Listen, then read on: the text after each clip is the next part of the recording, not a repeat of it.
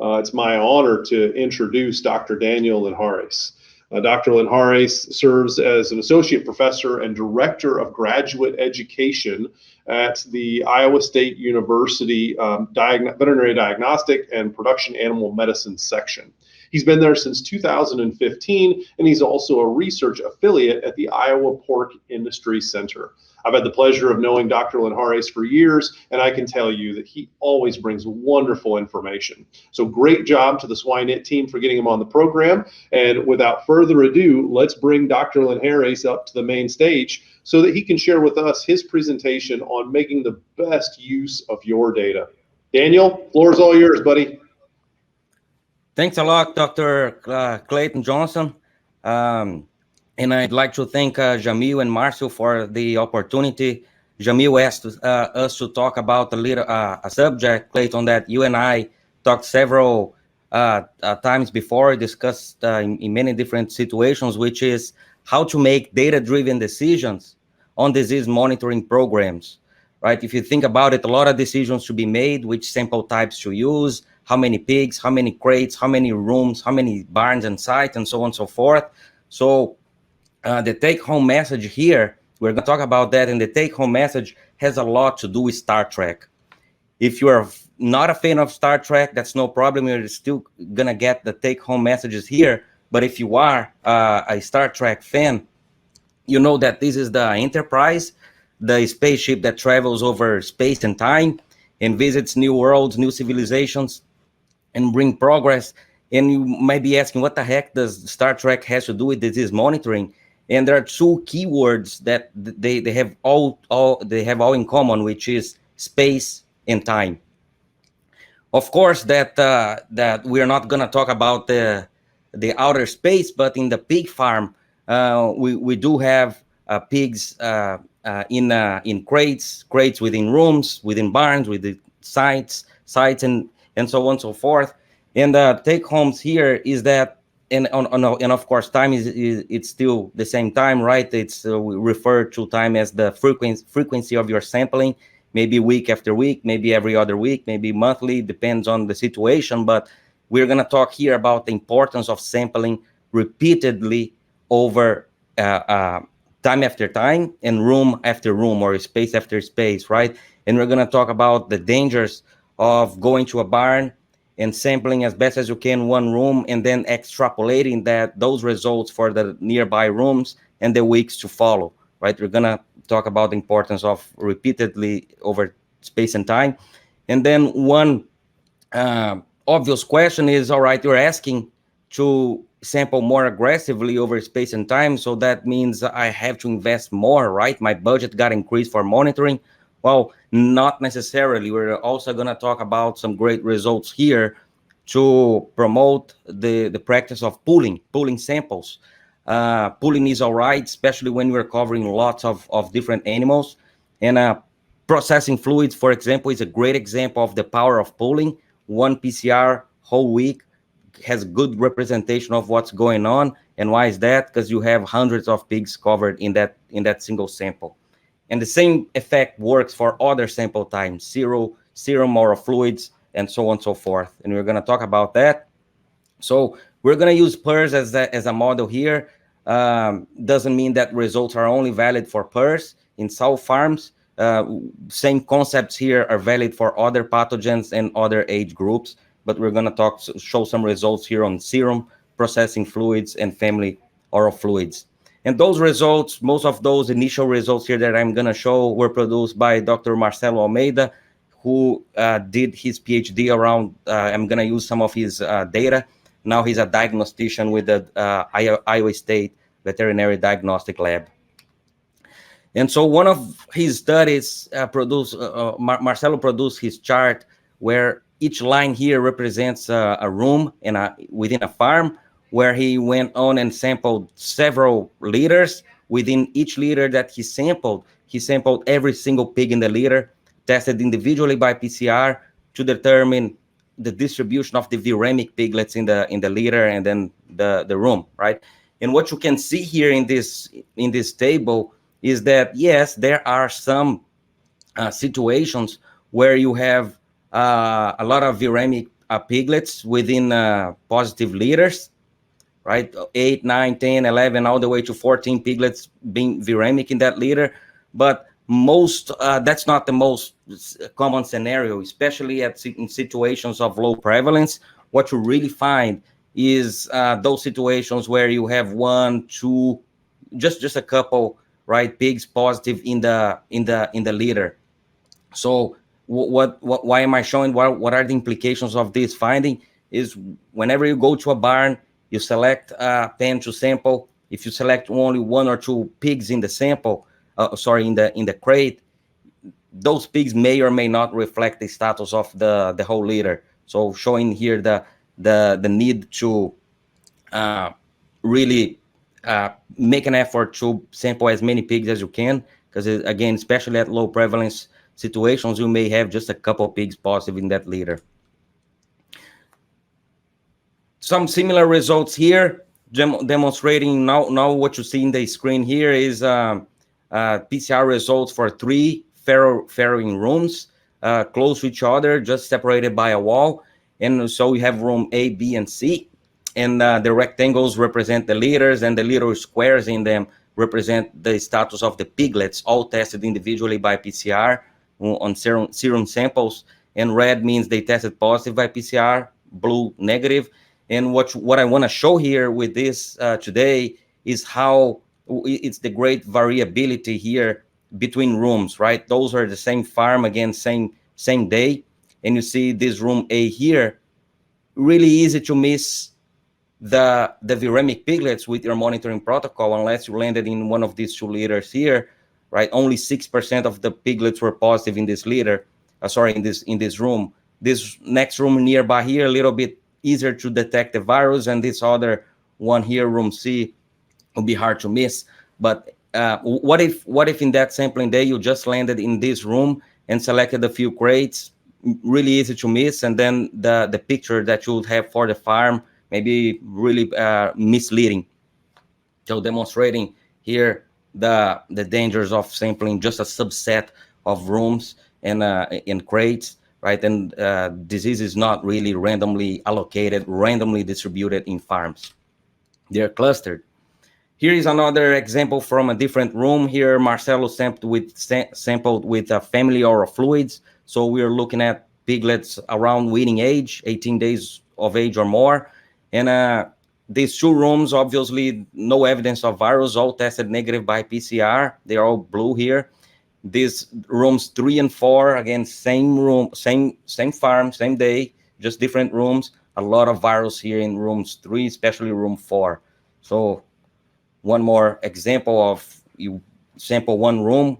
Do you really want to extrapolate results for the next room? That may be dangerous. Couple more slides here from Marcelo. This one is one farm A here, being sampled longitudinally here over time. So all the way from week 1 to week 19, and then several rooms sampled per week. And same thing here, red means positive by PCR, at least 1 sample, and blue means tested negative by PCR, all the samples collected that day.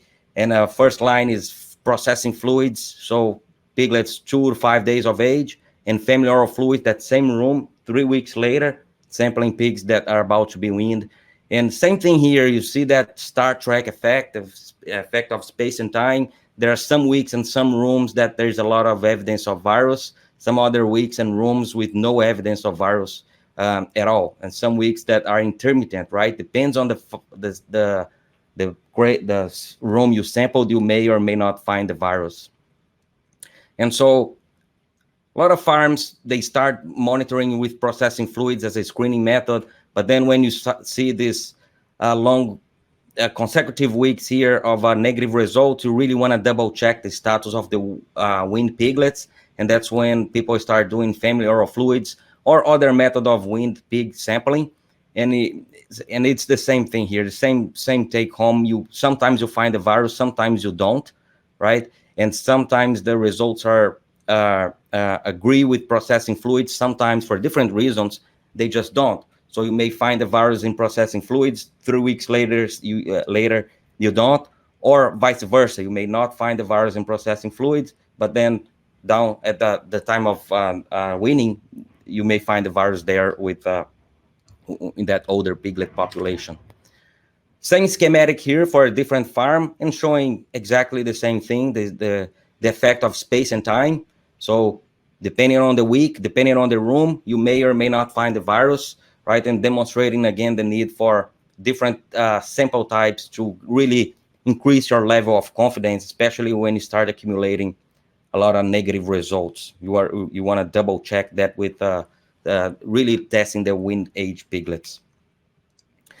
And if you look at the agreement between family oral fluids and processing fluids, again, family oral fluids weaning age, processing fluids 2 to 5 days of age, the agreement is high, even by either by week of collection or by room collected. It's about 75 to 80% agreement, meaning that 25 to 20% of the time the results don't agree, right? So you may have positive on one sample type and negative on the other one.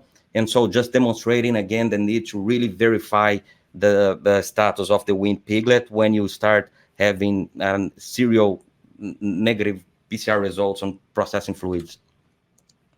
And as a summary here for those sample types, serum, processing fluids, and family oral fluids. Serum, everybody knows how to do it. It's great. It's still, in our mind, the best sample time to determine prevalence because it's an individual pig test. And ideal, if you ask the virologists and the genetic and the molecular folks, molecular diagnostic folks, it's the ideal sample type for advanced diagnostics such as virus isolation, sequencing, whole genome sequencing. They still prefer serum, it's just more stable. And of course, you can collect serum from any age.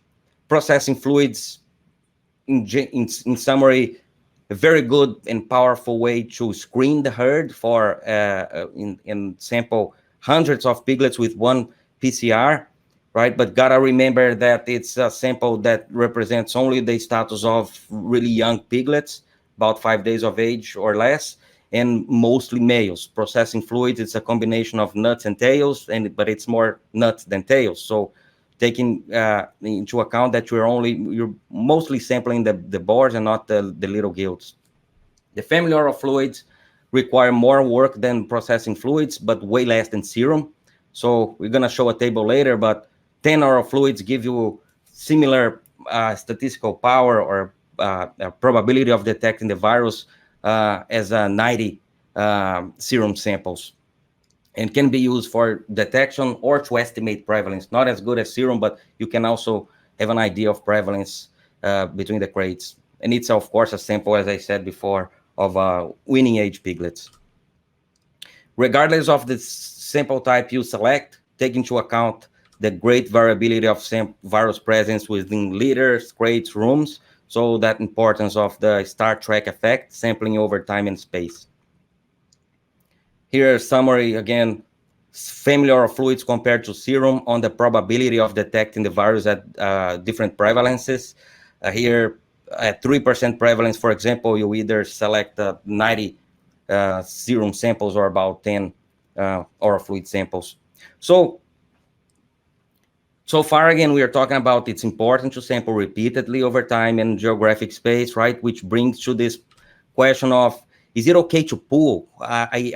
My budget is fixed. When Clayton asked, I need a nice sampling approach for his clients have fixed budget, right? So we worked with Henry here, which is a PhD student working with our group here, and Henry is great with numbers.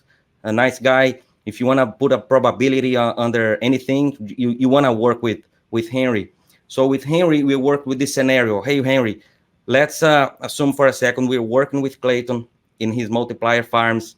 He's doing one processing fluid per week, and then it's all negative, and now he's gonna want to double check the status of the weaned piglets, right? And so his budget is 3 PCRs per room. He can't afford more than that. So the question is, do I take 3 crates? Do I take and test individually?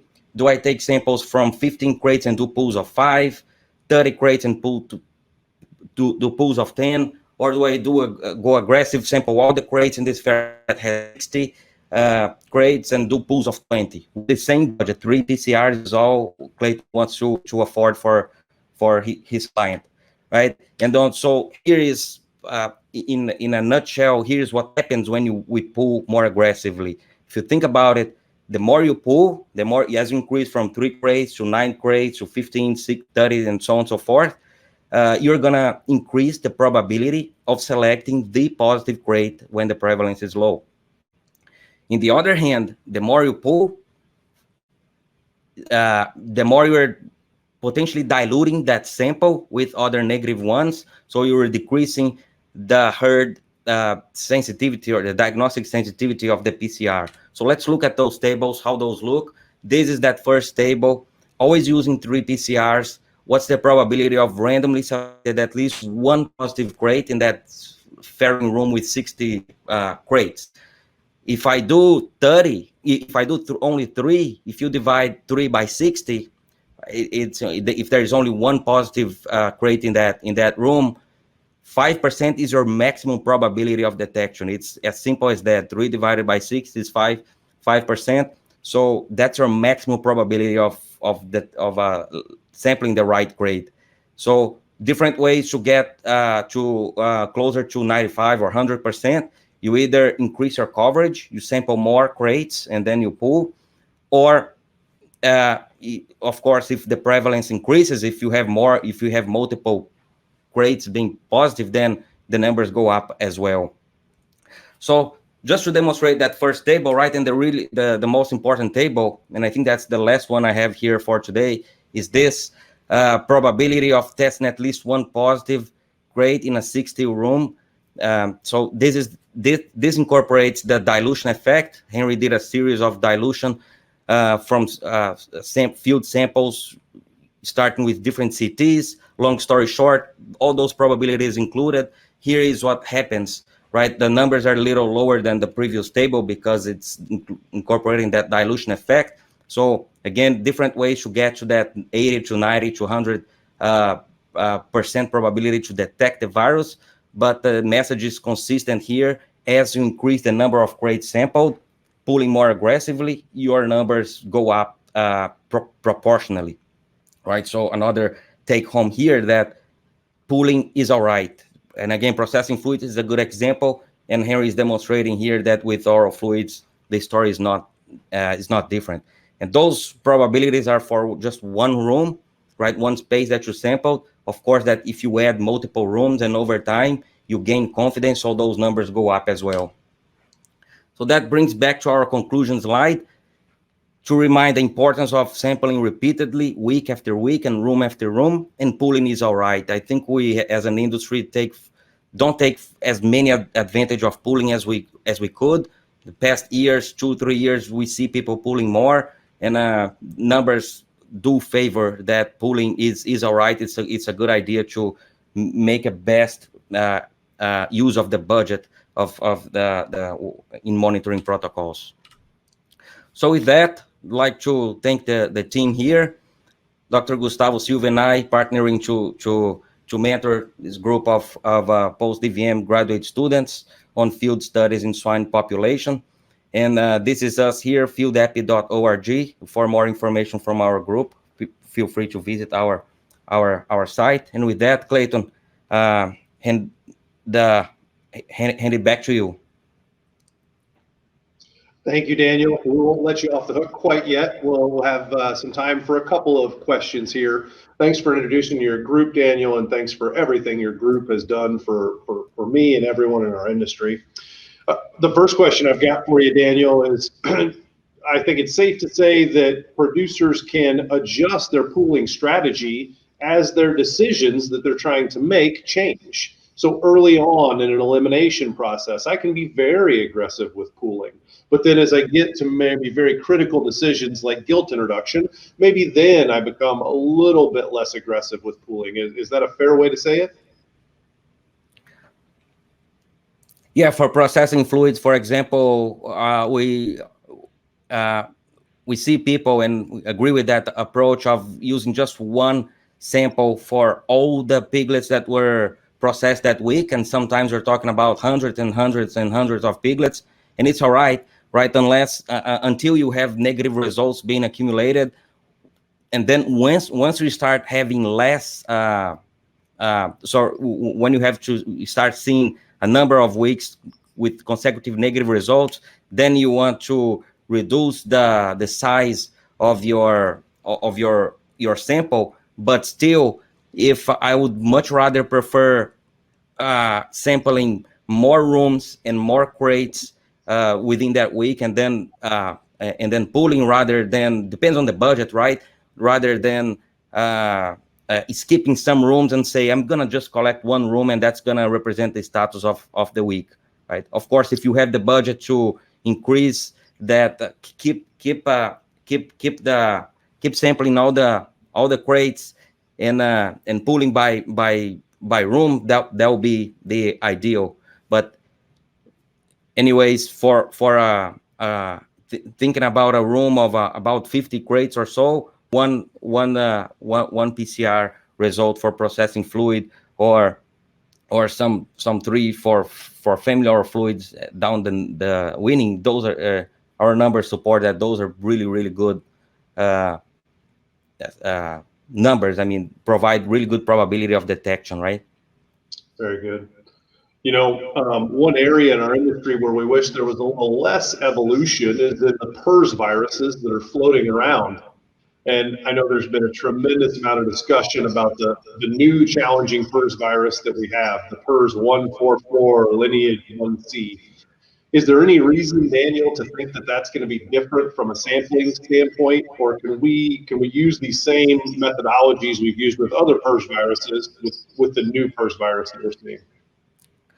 Well, great question, Clayton, and we don't have data on that, but if I could speculate, we understand that those viruses, when we've seen the VDL results, Giovanni demonstrated that, have been demonstrating that with the swine disease reporting system data, is those virulent viruses, they tend to have lower CT values, right? Because they're more virulent, replicate faster, and also there's more virus in the environment. So I would say that the more virulent in those situations where you have really low CTs, you can pull really more aggressively, because every tenfold dilution or every tenfold aggregation of the samples, you increase your CT values by about 3. So if you really if you do a tenfold dilution, you're looking at a 6 increase for 100-fold, right? You're looking at a 6 CT value increase. So I would say the more virulent, the more aggressive you can be on pooling, just because you expect more virus in the environment. That makes sense. Yeah, more disease probably means more virus, and more virus should mean it's easier to detect. So I would agree with you. For the clients we work with, knock on wood, we haven't seen that virus very much in the southern Midwest yet, but we don't have any plans to change anything as we go into fall if we do start to see that virus get into the herd we work with. Knock on wood. Knock on wood. Thank you very much, Dr. Linhares. Great information as always.